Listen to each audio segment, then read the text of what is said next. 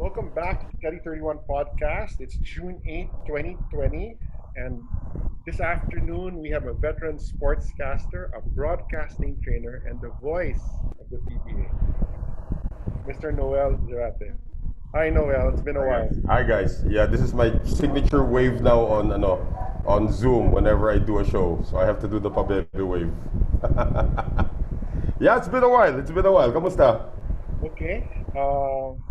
These are unusual times. So I guess Yep. we've never spent this much time in one place ever. Oh, you're telling me. Yeah. I haven't seen my barber. I haven't seen my barber in 3 months already. I guess it's gonna take a while pa. So looks like you and I have the same problem right now. Yes, yes. My mom is saying that I need one. I'm waiting for the donation to come in before Wow. before I pull the trigger. There, at least we can say we have hair. True, true, true. That is true. That I am very grateful for that. Yes. Well, how have you been? What has been keeping you busy during these unusual times? Thankfully, we've been getting some help also from our station. We haven't worked as I think the last time I actually broadcasted or worked a game, not even broadcasted. I think I announced the game opening of the PBA, which was March 8th, and then I did a volleyball announcing gig in March 10, and then that's it. I have not done any sports since then. But our network, ESPN 5, has been giving us some support over the last few months. Even the PBA has been giving us some support. But it comes to a time that you're going to have to lean on your savings a little bit, and that's almost hitting the alert levels, kumbaga, right now. But we're hopeful because of what's happening with the NBA right now and other sporting leagues. In fact, Liga Endesa, if you're familiar with ACB Liga Endesa in Spain, they're actually starting their playoffs already on June 17. They're the first basketball to go. June 17 na sila. There'll be, I think there are 10 teams in over 30 games or something like that. They play 30 games in several days lang. So I don't know how that's going to work, but that's a good indicator of where we're going to be sana soon, because the NBA nga is starting in July 31, and yung mga iba sana it follows suit already. But keeping myself busy right now, just actually hanging out here in the house and playing with my youngest daughter mostly, and playing a lot of piano at night.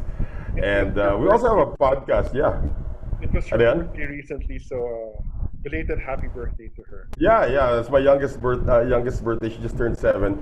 So I've been doing a lot of piano playing at night, just to entertain myself and entertain you guys. I mean, you request for one song in particular all the time. And also, we have a podcast also called An Eternity of Basketball. That's medyo keeping us busy because we have to do a lot of research because we're talking to the old guys, the OGs of the PBA. I mean, we had Atty on, we had Francis Arnaiz on already, and then on Tuesday, tomorrow actually, we're going to be having Leo Austria on. That's what's really keeping us busy, keeping us sane actually. He is the 1985 Rookie of the Year, I think. Yep. He was. So you started this with Charlie, Cuna, and Sid Ventura. Yeah. So when did you guys start? During when the pandemic hit, or has this been ongoing for a while? Well, during the pandemic na ito, we actually started, I think sometime in April. Our very first episode was with Coach Jong Wichiko. And we're entering, I believe, our 18th episode already on Tuesday with Leo Austria. So we've done 18 interviews already. We've learned so much from these people. It's actually the idea of Sid to put this up because Sid is the managing editor of ESPN5.com, where we all write for. And obviously, since there are no sporting events that need to be covered right now, we have to be a little creative with our content. So he decided to put up a podcast where we could just interview a lot of people, and it's actually driven a lot of content on our site because after the interview, there's a lot of articles that come out. I think the articles of Abby King, Marte Saldana, surprisingly, were the ones that generated the most views. And of course, Atoyko's comments about Jaworski really drove a lot, not only for us, but for other media outlets as well. They're really fanning the flames of that Crispa Toyota rivalry. We actually hope to have a Crispa Toyota podcast very soon with all of these guys, if they can remember what the heck happened to them before. That'll be exciting to see all those guys were able to get Francis Arnaiz, and granted a lot of interviews over the last couple of years. So that's true. Yeah. So Noel, what's your origin story? How did you get into music, broadcasting, working in the sideline of the PBA as a worker? I actually made it a goal when I was young. I don't even remember if I was 14 or 15. I made it a goal that I would never work in an office. So I would look for I learned later on the term for it as a slacker job. what I've been doing. So actually I did work in an office. I'll tell you about that a little later on. Pero mostly I was into music since I was a kid. Talaga. My family is very music oriented. I had an uncle who went to the UP College of Music. There was a story. There's an anecdote before that when my dad would come home and he would honk the horn, I would run over to the piano and play the horn. And then that's when they discovered that I actually had an ear for music. And then I would be singing in the correct key, and I would be singing in the correct tempo since I was 3 years old.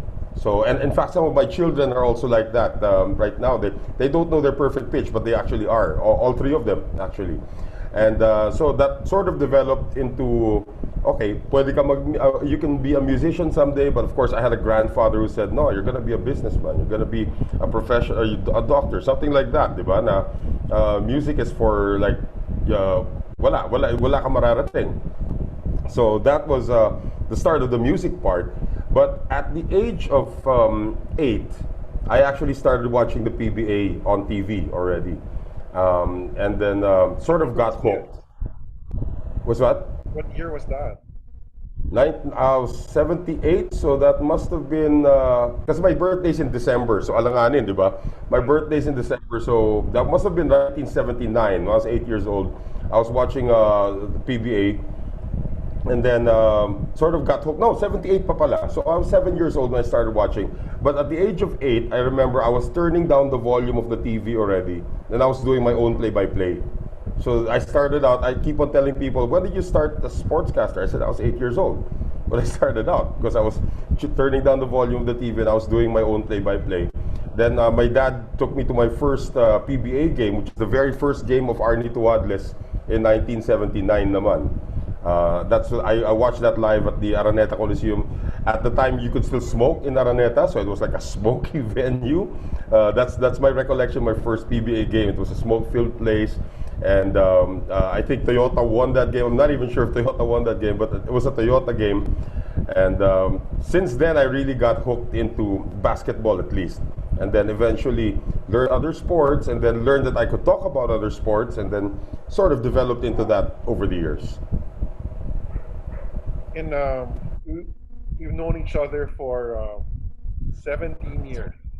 So that's true. That's true. You're one of my students. You're right. We met in May of 2003, and you had the Center for Sports Communication, CSC. That's true. I was in the third batch, so I guess you proved your grandfather right. You were able to go into business.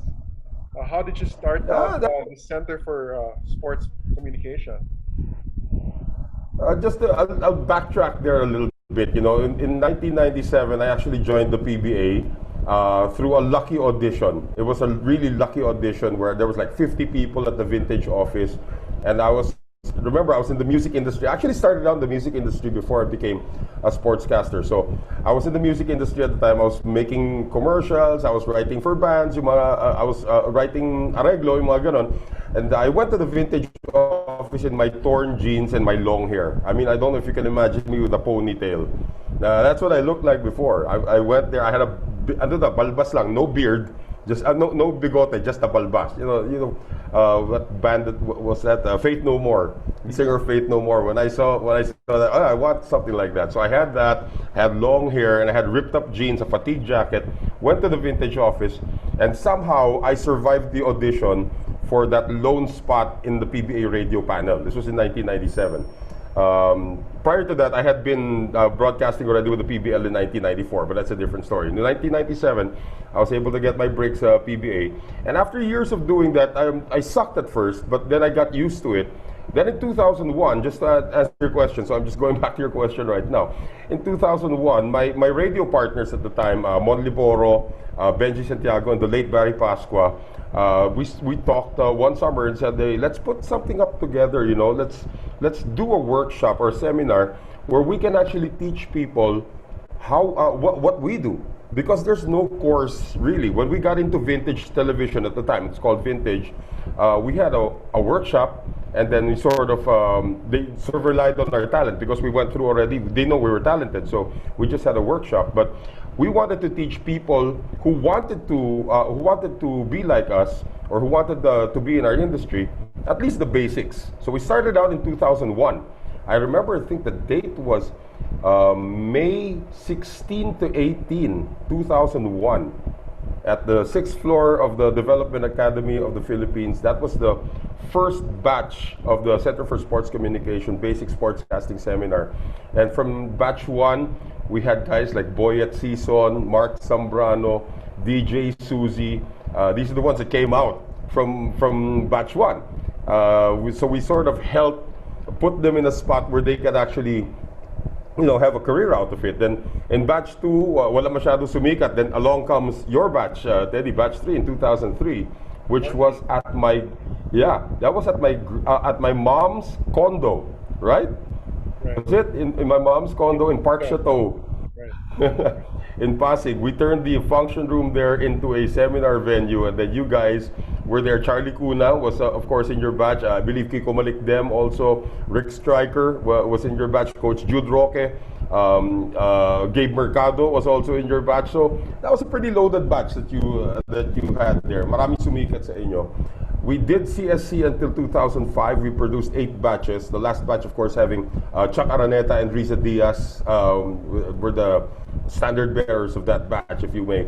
And sort of died down, and then everybody sort of found their way into the industry. So our goal really was to just get you guys, put you in an opportunity to learn what we do, and I hope we were able to teach you to teach you what we did, and put you in a position there. Yeah, look at you now, di ba? In 2018, you started a Newbies Broadcasting Academy. Could you talk a little bit more about that?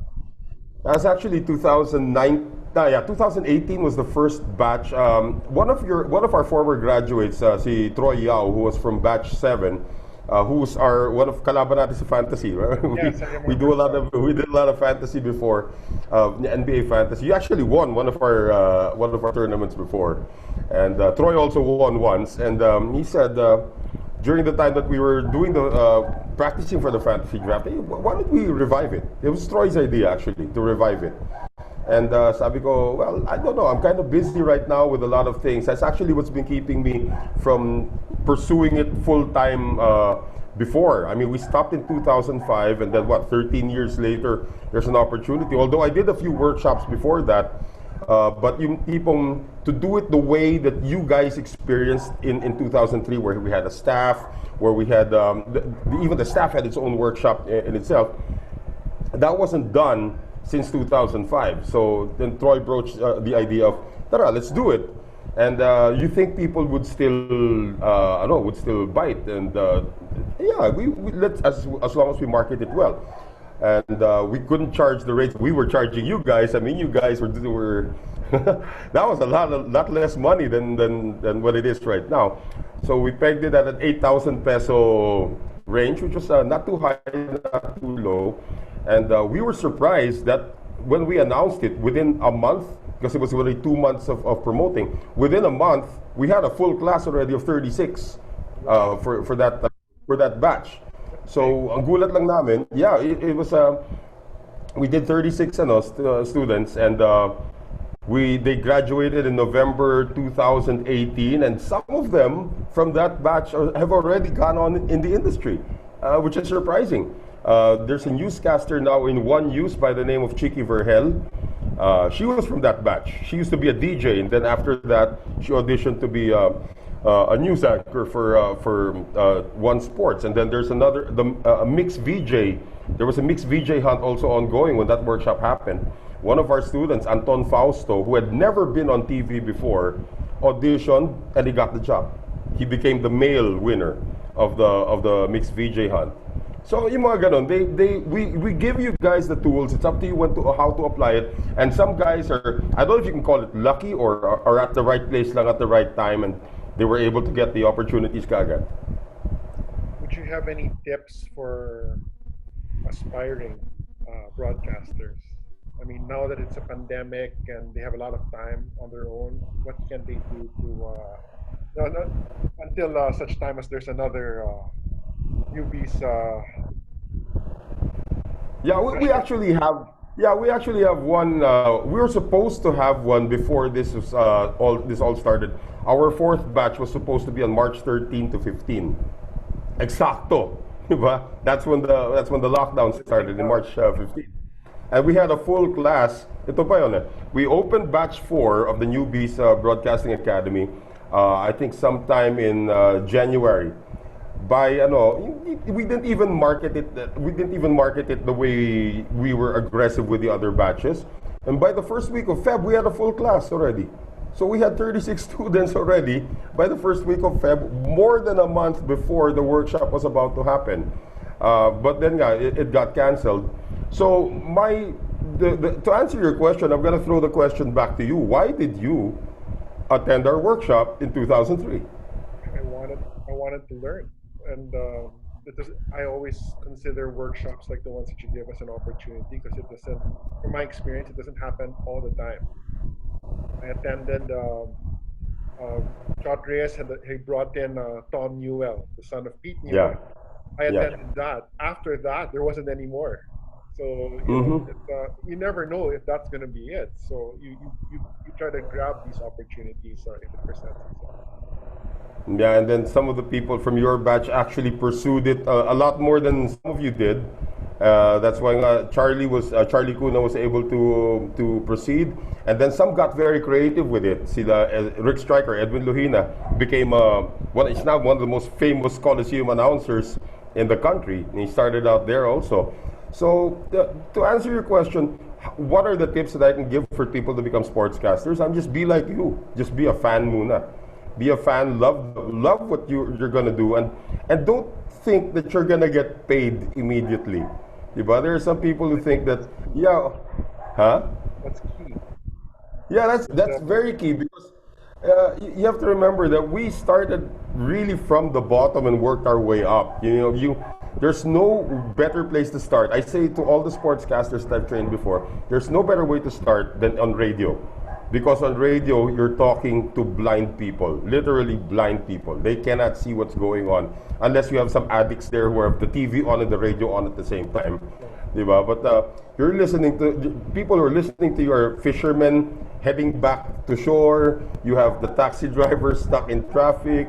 Diba? Those are the people who are listening to you, and you have to be as descriptive as possible with regards to that. And some of the best sportscasters that we have right now, they all went through the process of becoming a radio anchor. However, pagdating sa bayaran, radio does not even touch what TV pays.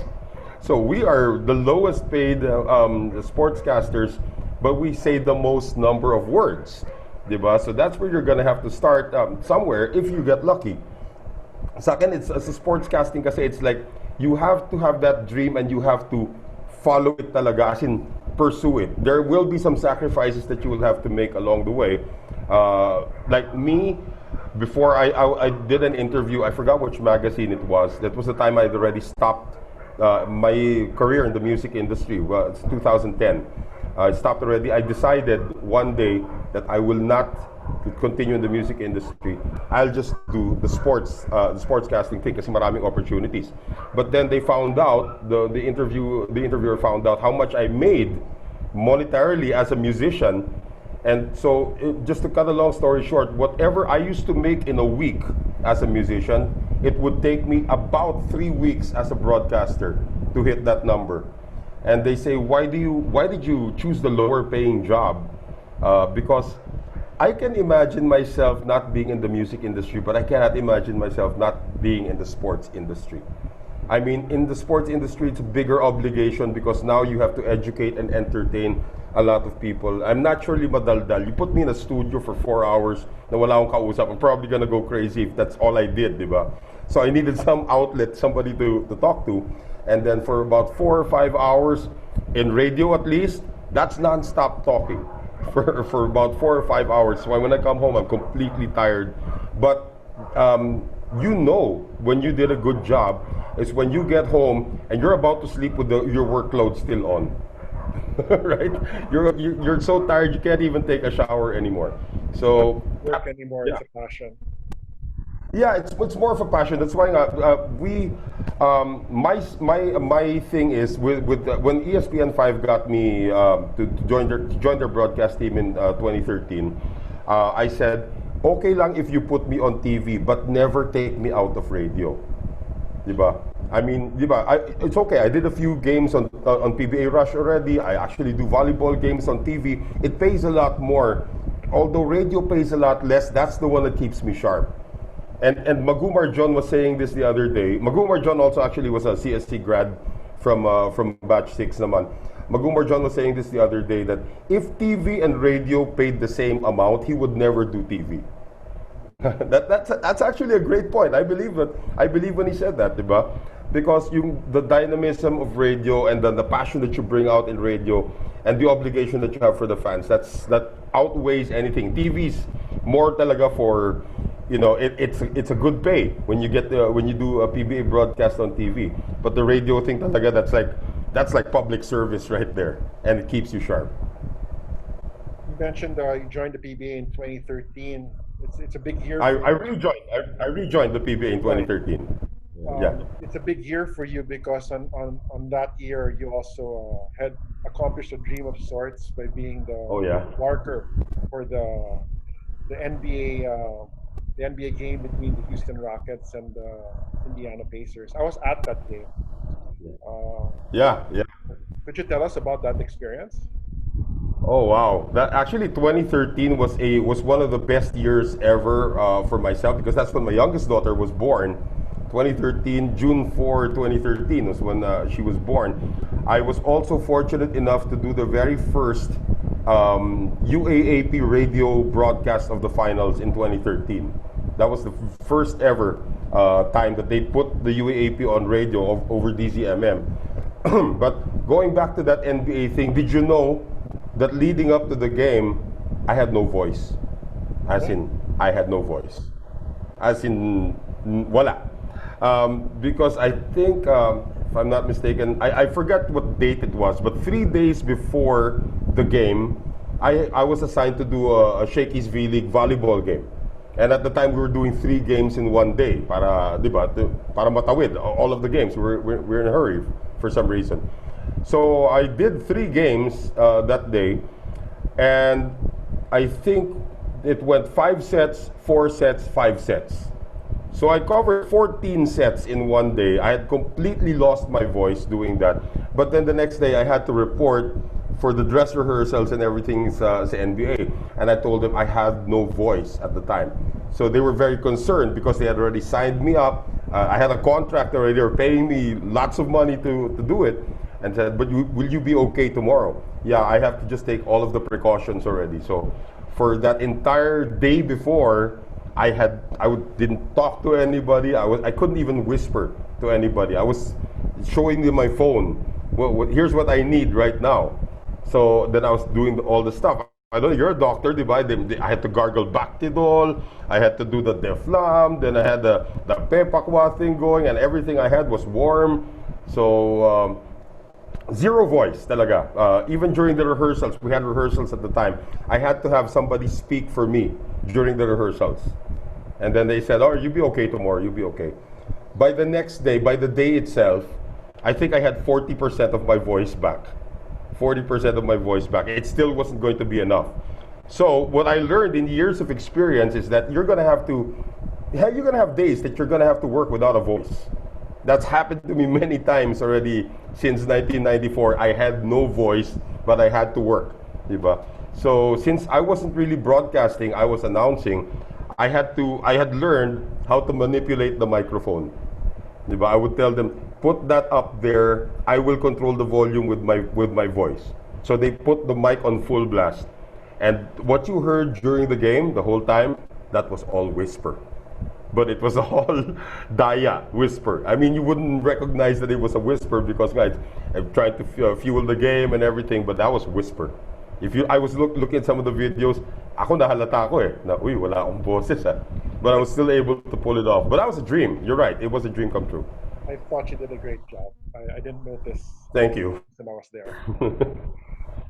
Yeah. I don't really tell many people about that incident, but only the NBA people knew at the time that okay, he's gonna. And I told them what I was gonna do. I'm gonna cheat the microphone. So when we did the sound test, when they were already putting people in, when we did the sound test, everybody was going, yeah, you're doing it good, But I was cheating the microphone, talaga. Excuse me. You know, since the pandemic started, they put out The Last Dance earlier than expected, and for the next couple of weeks, 5-6 weeks, that's the only thing anybody has talked about. So they've finished all 10 episodes, and I'm pretty sure that you watched it. So what are your thoughts on it? Yeah. It's great. It's actually more for people who don't know who Michael Jordan is, who keep saying that Kobe Bryant is the best player ever. LeBron James is the best player ever. You watch Last Dance. It's just like the tip of the iceberg of what Michael Jordan did in his career. And you get to know who Michael Jordan really is. And you know the swagness. There was a time he was being matched up with Clyde Drexler in the NBA Finals. And I took offense with that. You know, and he's the guy who can actually say it. So it's more of actually introducing a new generation to the greatness of Michael Jordan. It's like, just shut up, guys. I mean, it's not even close. LeBron James, yeah, he's the greatest player right now, bar none, the greatest player on the planet right now. But to call him the greatest ever, he'll probably be 4th or 5th after Michael Jordan's, after you showed what Michael Jordan's was all about in The Last Dance. It was like a reunion of sorts watching it. I miss Luc Longley though. Yeah, I miss Luc Longley. Sana they did a shoot with Luc Longley like this, like kahit na zoom lang, di ba? Oh, what they didn't think about that. I think Harper also has a very short clip there. It would have been nice to hear more from these people. Yeah, that was great. It was great. It was a great documentary because you get to see, and I personally met Dennis Rodman when he came here, I think in 2006, when Dennis Rodman came here. Whatever you saw on the video, you read that book, right? Bad as I Want to Be. It details that he's not really a bad guy. He's just a guy who's just having fun. And when he was here also the same thing. He's a very soft-spoken, very nice person. He's just a little wild on the court. And people didn't believe me when I said, hey, Rodman's a nice guy, he's crazy. Oh, watch that. I would probably say, if you told me Ron Artest is a nice guy, I would probably say, until I met him, of course, I would probably say, I don't know. Dennis Rodman was a nice guy, and the video proved it. Ron Artest is a nice guy, by the way. He came over here, I think it was last year, when he came over here with his son. Yeah. Son's half Filipino. I think he got his passport, if I remember correctly. Yeah. You mentioned. Oh, I wanted to share this with you. I don't know if you know this. You know that the house where Jordan shot in. It wasn't his house. Did you hear about that? Wow. Oh no, I didn't know about that. He didn't want to shoot. He didn't want to shoot in his house. So the director had to get creative. So in the area where he lives in Orlando, they chose, I think, from like 3 homes that they felt that's a house where Michael Jordan would live in. Then he just stopped by and they shot it there. Okay. So, I didn't know. For Pippen, he was of the 3, Pippen, Jordan, and Rodman. He was the only one who invited the filmmakers to his house. But when the filmmakers got there, he had just moved in. All of his stuff was in boxes. So if you watch The Last Dance again, it's either all the shots are the front doors in the back and there's stairs or it's a close up. Yeah. And And I noticed there was something wrong with it, but yeah, I didn't realize that he just moved in. Those are great. Those are great tidbits, huh? yeah, Rodman he asked for a sandwich and a drink, and they were able to hustle him into a hotel room. So those are the stories from behind the scenes of the Last Dance. Galing. It was great. I think my favorite episode in Last Dance was episode 9, and my least favorite one was episode 10. So this is For episode, Indiana. the Reggie Miller, the Reggie Miller episode. I think that was the best episode. And then in 10, I had a debate with a lot of people about this. I wanted to see where they were after already, how they had gone, because I know Kukoc stayed, Rodman wasn't renewed, Kerr had to leave also, Pippen obviously moved out already, but what was it like after? And even when Michael Jordan came back to the Wizards, pero they had a point also, some of my friends had a point, but it was just about the 98 team. If you talk about what they were doing now, it's like, it's not connected to that anymore. I was looking sort of like for an ending, like, have you ever seen the Bad Boys documentary? I love the way that ended. The ending of the Bad Boys documentary was like that's the way I wanted Last Dance to end. But of course, I'm not the director, and most of my friends are right anyway. It's just something that I wanted to see. Those are the good old days when after every championship there's a video that comes out that talks about the whole. Yeah. Yeah, those are the Yeah. good old days.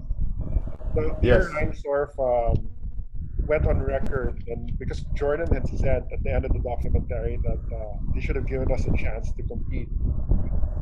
So Jerry Reinsdorf, the owner of the Bulls, said that he asked Phil didn't want. Jordan had essentially married himself to Phil. So Yeah. people don't talk about is that Jordan injured his finger. He cut it on a cigar cutter, so he probably wouldn't have been able to play. Yeah. I guess. No, but it was the relationship they had with Jerry Krause. That was brought to the front. We all knew this. I mean, you and I knew this a long time ago that Jerry Krause was like the arch enemy or the villain in that squad, and I think the movie, the series actually gave a little bit more justice to why Jerry Krause was like that. I mean, looking at Jerry Krause now, yeah, he did his job. He was able to bring in all of the right pieces so that the Bulls could have that run of 6 titles. But if Phil Jackson had come back, Jerry Krause would have to have left. And I don't think that would be Jerry Reinsdorf's idea or decision, right? To have Jerry Krause leave. So. Yeah, there was a point in the series that said you can move pieces, you don't move Michael Jordan pieces. Yeah, Phil Jackson, yeah, you can move him, and that's the way Jerry Krause thought as a GM. And if you look at it from a GM point of view, he was right actually. It was getting out of control. They showed some of the behind the scenes. When the players don't know that they're being recorded. And Mhm. Jordan was saying to Jerry Krause something like, are you really gonna drink that? It's gonna stunt your growth. Something to that. Yeah, I saw that. It's very subtle. It's very quick, but I caught that.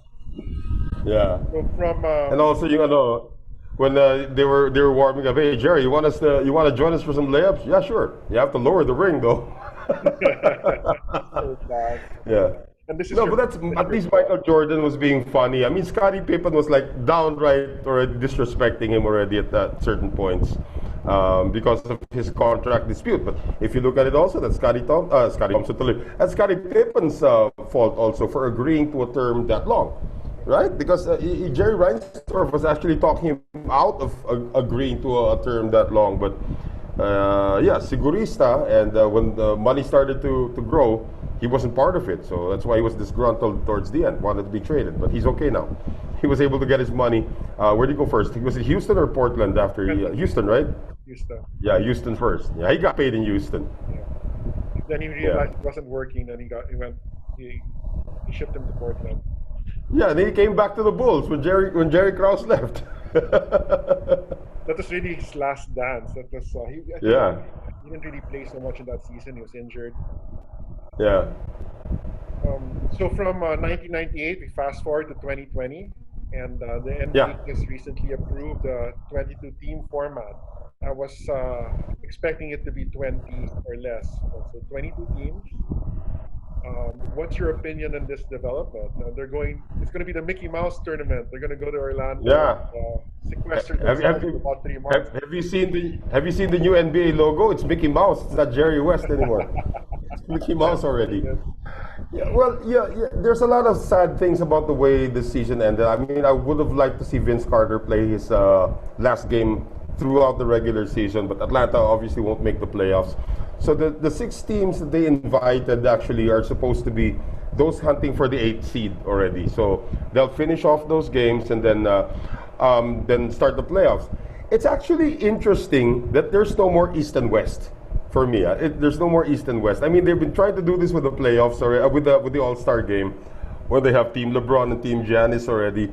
But just to see, this will now show who the best team really is in the NBA. It's no longer division, because obviously over the years, you and I both know this, the Western Conference is really stacked. The Western Conference would dominate the Eastern Conference any day. And in fact, if you look at Last Dance, go to the 85-86 season, Bulls qualified for the playoffs with a 30 and what record? 30 and 52 or something like that, 30 and 52 record, and they qualified. And then you have a team in the West that has 38, 39 wins, and they don't even make it.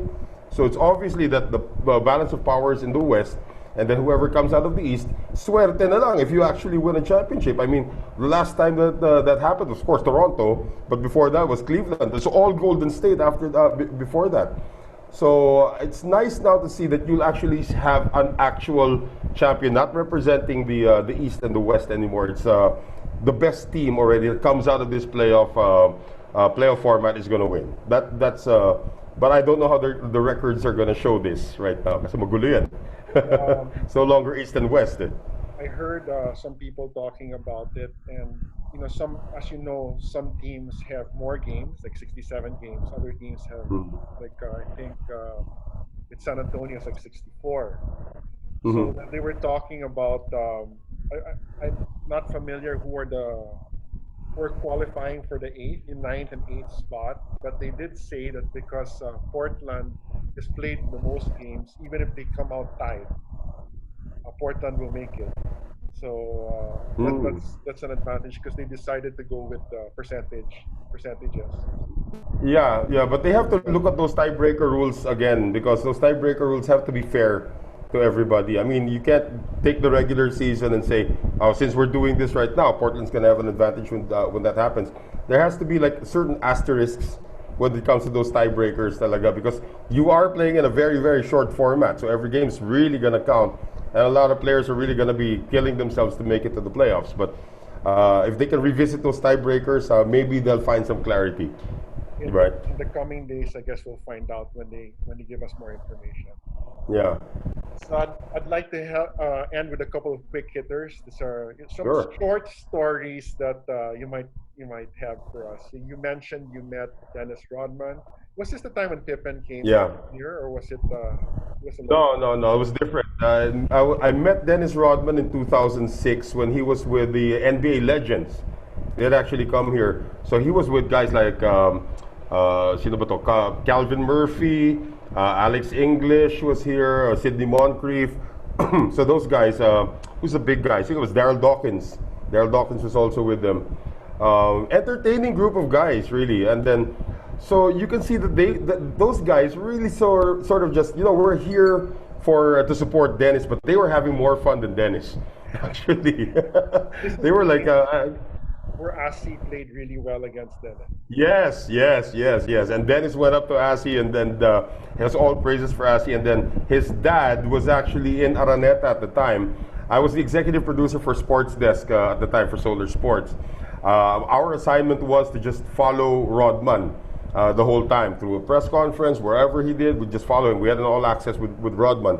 But I sort of said, okay, let's leave the crew there. I need another camera because I want to follow his dad. Because I remember during the press conference when in Cubao, when the press conference was about to start, the head of the entourage of Dennis Rodman said, all right, you can ask anybody, address the media, you can ask anything you want to Dennis except about his dad. It was very specific. Yeah, except about his dad. Don't ask about that. So that sort of, I said, oh, if his dad shows up in Araneta, we're there. Then we got a tip that he was actually showing up in a cab. Then we actually went to the gate where he was. I was dragging my cameraman by the belt because he had to. He was facing he was facing the dad. So I was pulling him just so he won't hit people. All the way in, his dad actually had like 2 plastic bags of San Miguel Pale Pilsen with him. And he drank it all during. By halftime, I think he ran out of beer. He had to send somebody out again. So, and then the place where he was sitting, there's ringside, it was all cans of beer all over the place there. So yeah, that's the side story there. So I did meet Dennis Rodman. I did meet his dad. I actually interviewed his dad also for Sports Desk. That was a pretty big thing. This is in 2006.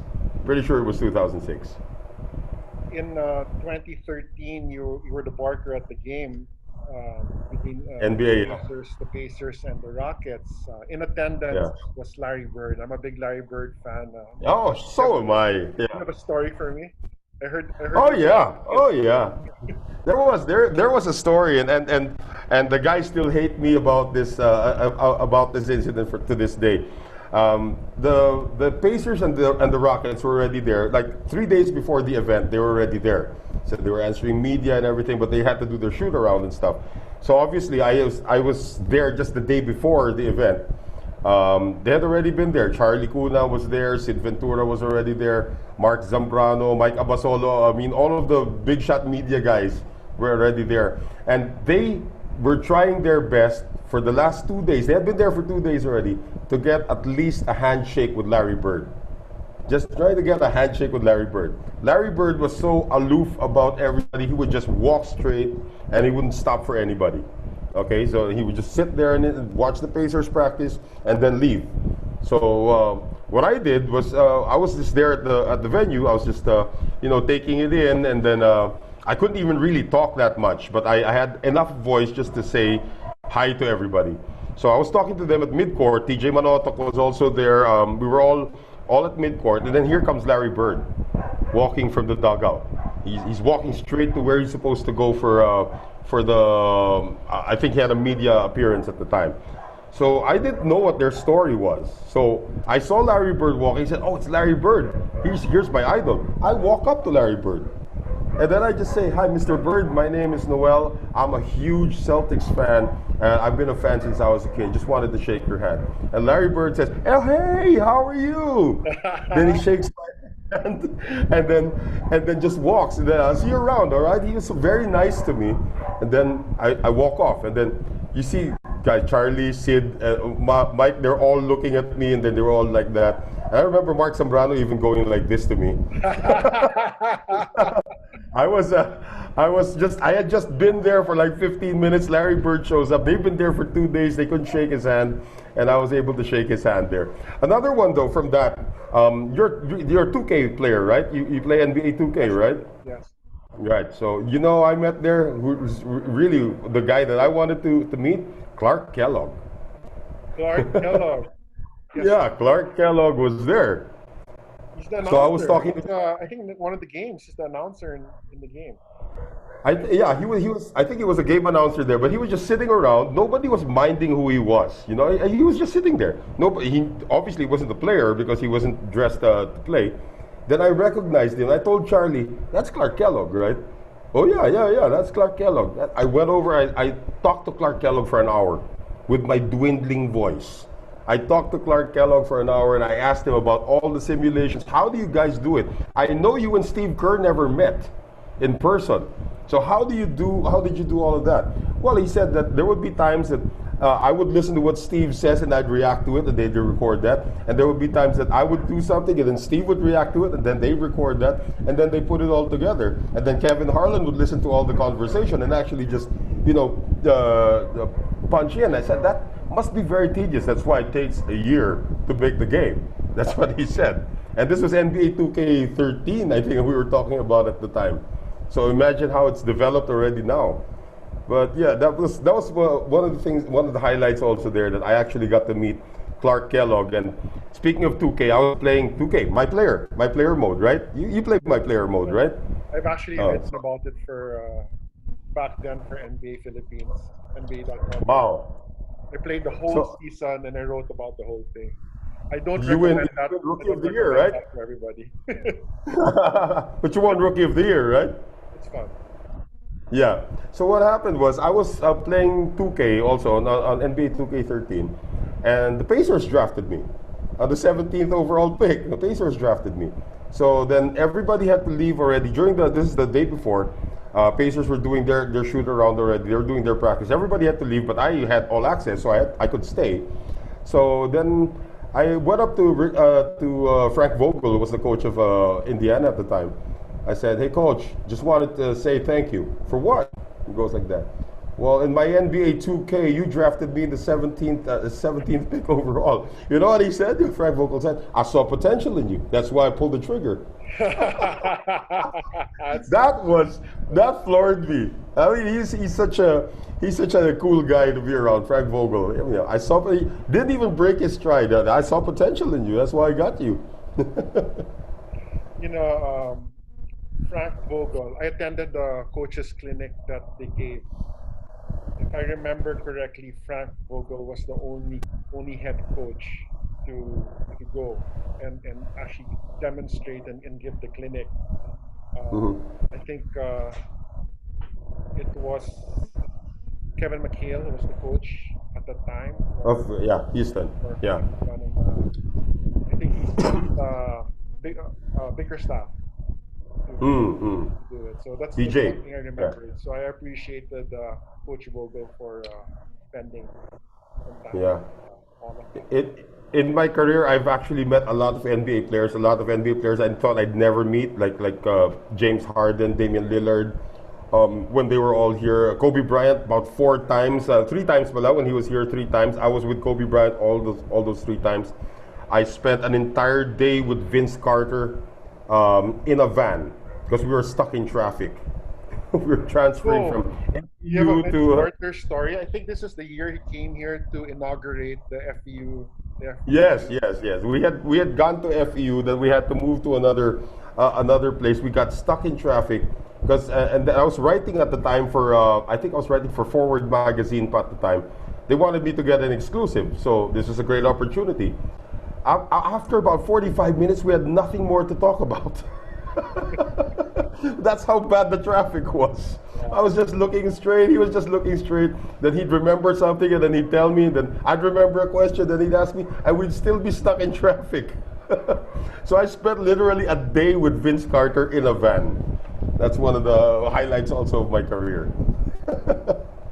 I saw a picture on Facebook. You also met Steve Nash. I'm a Steve Nash fan as well. Oh yeah. The Steve Nash story.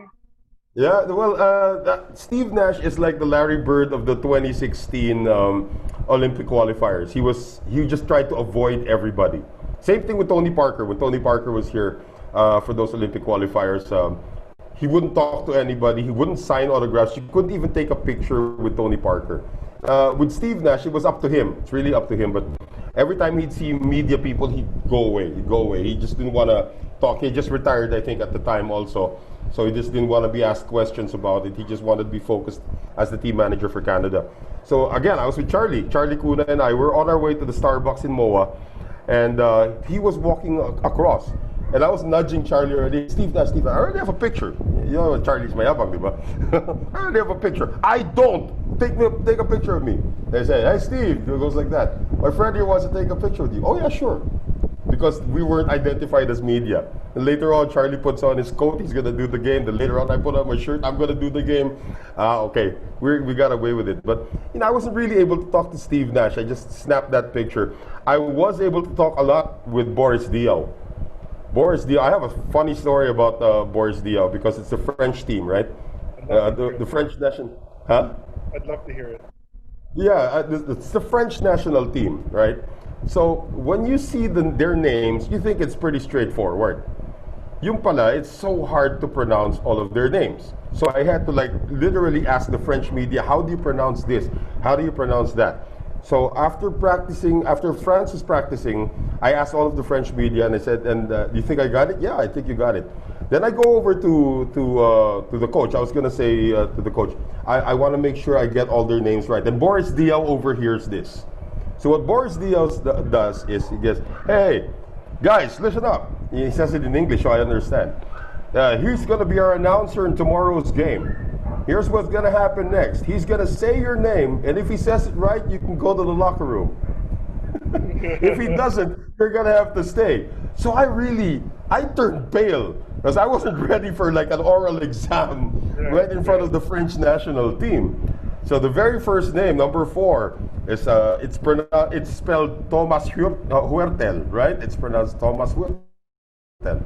So I said Thomas Huertel. I didn't say the H. Yeah, I got the Q. He's still standing there. So I'm starting to sweat already. "Why are you still there? I said your name right." "It's Thomas Huertel." And then Dio, one of the players at Dio said, "Take out the S." "Thomas Huertel." Okay. Then I had to do that to everybody. Then when I said number 9, Tony Parker. Just to get it out of the way. Tony Parker, that was really quick. And the last name was the hardest. It's spelled Adrien Moermon. Yeah, you know this guy, he's a French player, Adrien Moermon, that's the way it's spelled. So it's pronounced Adrien Moermon. I would have failed that test. and I'm there, and Boris is still there. 1 to go, and you saved why do you have to be number 18? Really, why do you have to be number 18? It's the hardest name. But I was able to do that, and then I was talking to Boris Diaw. I said, Boris, you gotta try balot. I'll get you a balot tomorrow. Yeah, I'll try anything. Then when I got him the balot, he just didn't show up anymore. But yeah, I spent that time with Boris Diaw. He was like the proctor in an exam. He was standing right beside me, and then he had to make sure I got everybody's name. And that helped me because I was able to do all the French names. I didn't make any mistakes during the entire tournament. That was fun though. Boris Diaw was a fun guy. Thanks for sharing that, Noel. Just two more quick hitters. Luc Longley. Sure. Oh, okay, Luc Longley. It's a good thing I talked to Luc Longley the day before, not the day after. Because you remember when Luc Longley came over here to the Philippines, he was part of the coaching staff of the Australian national team in the Philippine arena.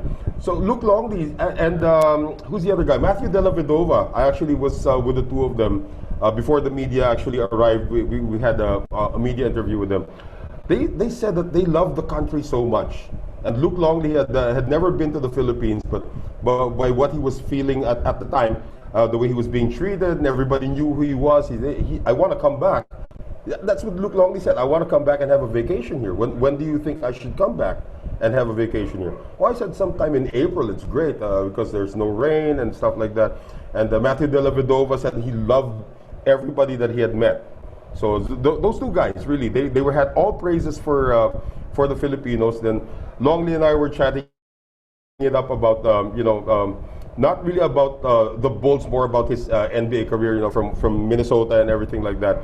He said that he was one of the first guys to say Michael Jordan's not a nice guy if you get to know him, but he's a nice guy off the court. When you're working with him, he's not a nice guy. He's the first one who told me that. But of course, wala pang last dance nun, so I didn't really put any emphasis into it. And then, of course, the next day, everything changed already. I couldn't go up to Longley anymore. I mean, I think I had a high five with Della Vedova at the end of the game, but it wasn't the same anymore. But it was good. And Luc Longley and the two of them, really, I can't mention Luc Longley without mentioning Matthew Della Vedova, because those are the two guys I spent time with in the Philippine arena, and they had never seen a basketball venue that big. I said, not even in Dallas, right? Remember, when NBA played in a big place, was it Dallas or Atlanta, where they played a really big gym? No, this place is huge. That's what they said. This place is huge. And well, of course, the next day, travel all over the States and around the world. I've seen many. Yeah. I have never seen a gym like this before. This is huge. That's what they said. Of course, I can't copy the accent. Well, last one. you spent some time with him. Like he's like had 7 trips here. You were with him with 4. Kobe Bryant. You know, Kobe Oh Bryant. yeah. Yeah, I think 3 or 4 times I was with Kobe Bryant. There was actually one trip, I forgot if it was the supernatural one where he was in Ultra. I don't remember which trip that was in Ultra, but we were actually in his room. He has a special room in Ultra, in Phil Sports Arena, where he had made it like his pad. There was like a DJ there was food all over the place, and then all of his friends were there. There's like so many sofas there. And then we're playing hip-hop music the whole time we were in there. So that was me, TJ Manotok, Sarah Meyer, and Gino Rufino. We were all there inside that room for about 2 hours with him. This is before the crowd started coming in. And Kobe was just talking about the stuff that he had to go through when he was a kid, you know, traveling overseas, learning Italian. I even asked him, why is your name Kobe? You saw what you read about the beef? That's really true. He said it's really true. And the funny thing is, I actually met Jelly Bean a few years later. Jelly Bean Bryant was actually coaching the Thailand Slammers in the ASEAN Basketball League. And they had done a few games here. I actually have a picture. I posted it recently on Facebook. It's probably still there somewhere. With Jelly Bean, Billy Ray Bates, Bill Velasco, Don Juan Moore, who was a former professional wrestler who became a physical therapist. The 5 of us. And I was the shortest guy in that picture. So yeah, I met Jelly Bean also. Apparently, when I was talking to Jelly Bean, I asked him, how's Kobe? We really haven't spoken for a long time. Whoa. This was, I think, in 2013, 2014. We haven't spoken for a long time. He's doing his thing. I'm doing my thing over here. So let's just leave it at that. That's what he said. So going back to Kobe, he just liked to talk. He just liked to talk to everybody around him. There was one time, and you know, Gino Rufino is a huge Lakers fan, right? Huge Lakers fan. Kobe was talking about the new uniforms of the Lakers, and then he was trying to demonstrate how it felt like, and he grabbed Gino. Gino, come over here. So he grabbed Gino. You see this part here? When you move this part, he was holding Gino's side the whole time. I'm sure Gino was like in heaven.